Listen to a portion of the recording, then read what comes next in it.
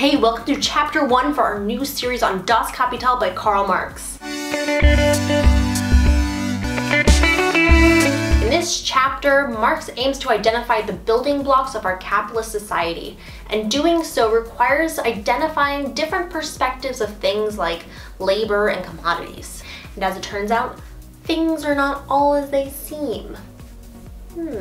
So first, we're going to mercilessly rip apart any ideas you might have about commodities. Which, on that note, if you think you know anything about commodities, labor, value, money, think again. There are nuances like you can't imagine. There are contradictions. There are overlapping similarities. It is never ending, and it is written in Old German. So a commodity is defined as an object that through its physical properties is able to satisfy some sort of human need and is additionally traded for something else thought of to be of equal value. My hair is tangled? Here's the commodity for that. I'm hungry? Here's the commodity for that. And commodities don't just include products like this, but also more raw materials like wood, metal, etc.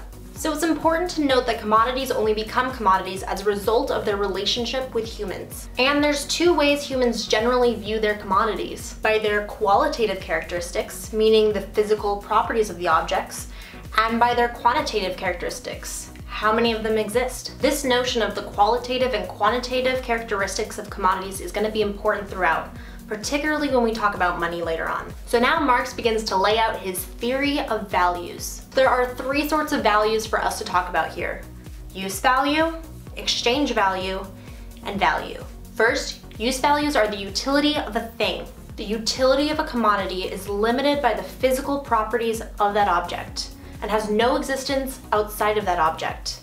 In other words, utility is dependent on the qualitative characteristics of a commodity. And this utility only becomes a reality as a result of our use or consumption of that commodity. And I know that's a bit confusing, so let's think for a moment about this glass cup. So the utility of a glass cup for us is that it can hold water and we can drink from it. And it's able to do so because of the properties of glass. Essentially, that the water doesn't seep through the glass and all over the floor. So those are the physical properties of the glass, which allow it to become a utility for us. However, the only reason it's being a utility is because I'm actively taking the glass, filling up with water, and drinking from it. Without the existence of me, the human in search of utility, this glass would just be some random object floating through space, or just sitting on the table for all of eternity. So next, let's look at exchange value. Exchange value is something that looks on the surface like something that's inherent to the commodity, but actually isn't. Exchange value is the value created entirely by humans and influenced by the quantity of the commodity when comparing it to other commodities.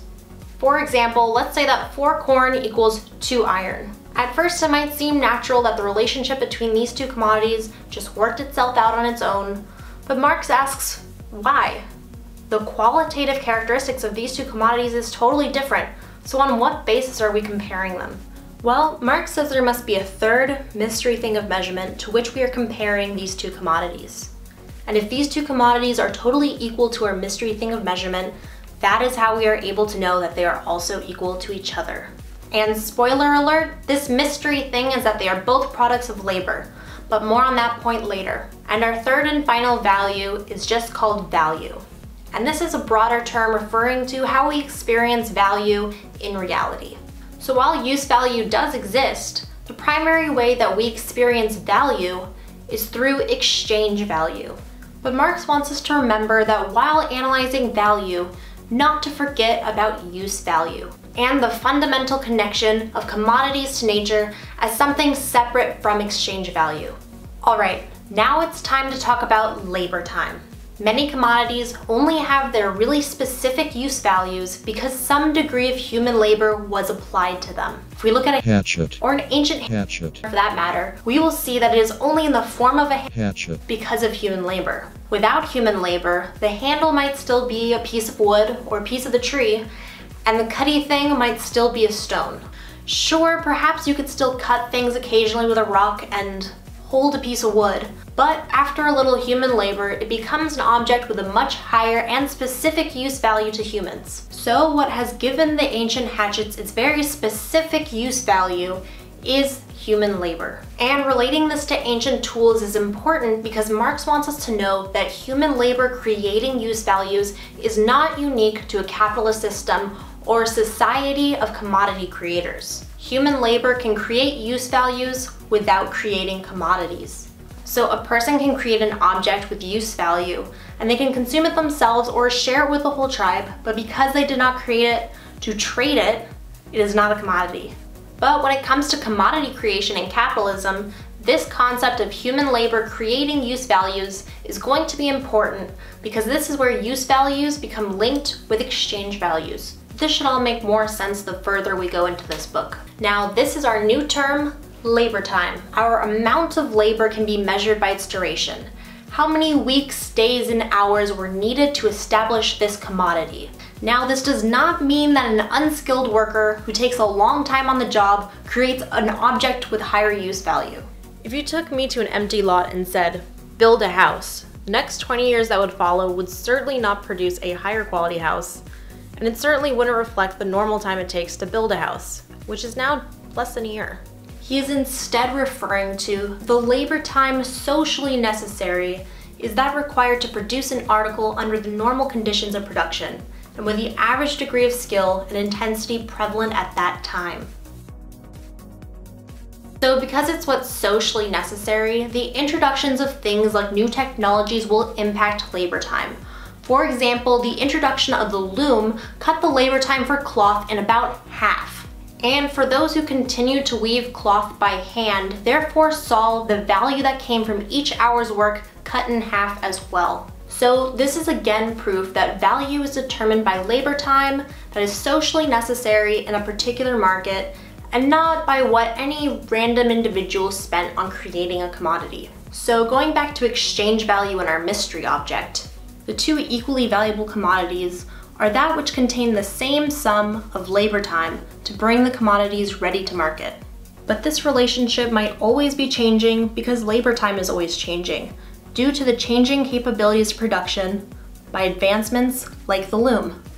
Actually, these changes in productive capabilities which affect labor time might include the average amount of skill of the workmen, the state of science, the degree of practical application, the social organization of production, the extent and the capabilities of the means of production, and general physical conditions, like weather. Okay, before we continue, here's 3 points to clarify the concepts up until now. First, a thing can have use value without having value. This is the case whenever its utility has nothing to do with human labor. So just think of the air we breathe. The air definitely has a utility because it allows us to breathe, but human labor had nothing to do with making that utility available to us. So the reason this doesn't have value in the broad sense is because the way we experience value is largely through exchange value, and that is closely tied to human labor. The second clarification is that a thing can be useful and a product of human labor without being a commodity. Whoever has satisfied their desires with the products of their own labor has created use values without creating commodities. As commodities are the creation of use values not just for ourselves, but for others. These are social use values and must be supplied to others through exchange. And third and finally, an object cannot have value without also being an object of utility. If a thing is useless, if it has no use value, then the labor contained within it is also useless. Labor wouldn't even count as labor in this case if it has created no value, because labor is the substance of value as we know it.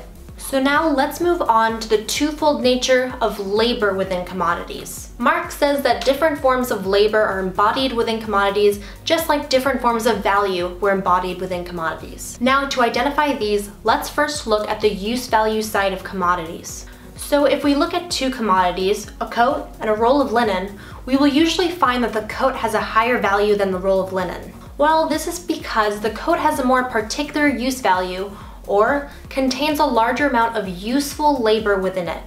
The term useful labor is defined as productive activity of a definite kind and exercised with a definite aim. It is this difference in labor that gives these two commodities such qualitatively different values. And if it wasn't for this difference in quality of labor, we wouldn't see such a big difference in their final values as we know them. Additionally, it is the qualitative differences between the commodities which makes it possible for us to trade them. For example, there would be no purpose in trading an identical coat for coat unless there was some sort of qualitative difference, in which case we might need to increase the quantity of one of the commodities in order to meet the quality of the other. So for all the different sorts of value and use that we have, we also have different sorts of useful labor. This division of labor is necessary for the production of commodities, but it does not follow, conversely, that the production of commodities is a necessary condition for the division of labor. And again, Marx is referencing here Native American communities where there was a division of labor without a production of commodities per se. And he says that having some kinds of useful labor, whether it leads to creation of commodities or not, is something that is essential to human existence. Every element of material wealth that is not the spontaneous produce of nature owes itself to special productive activity. In a community of commodity producers, however, this division in different sorts of useful labor creates a complex system known as the social division of labor. Oh, did you think we were done talking about the coat and the roll of linen? Think again. The nature of these two sorts of labor is the same in that they are both expenditure of human brains, nerves, and in this sense are human labor. They are both but two different modes of expending human labor power. However, this labor power, which remains the same under all its modifications, must have attained a certain pitch of development before it can be expended in a multiplicity of modes. As a result, and depending on the country, skilled labor can count for a lot more than simple labor. So for the sake of analysis, Marx says that moving forward, he will be focusing on labor as units of simple labor. Now, how can he do this?